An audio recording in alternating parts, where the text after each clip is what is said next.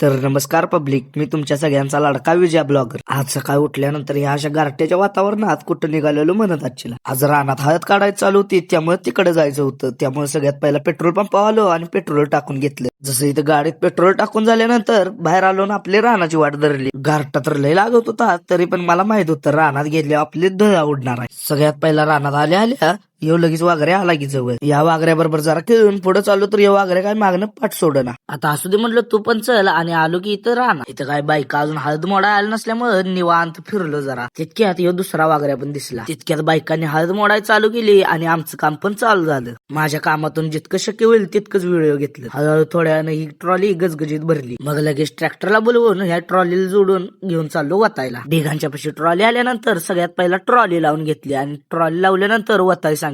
ही असं इथं ट्रॉली रिकामी करून घेतली आणि ट्रॉली होती तिथे लावायला सांगितली. घशाला लय कोरड पडलेली, त्यामुळे आपला प्लॅन होता आता पाणी प्यायला जायचं. शेडच्या तिथं पाणी प्यायला आलो तर इथं पण काम चालू होतं. सगळ्यात पहिला आपले ताण भागवले आणि मग म्हटलो ते काम बघूया.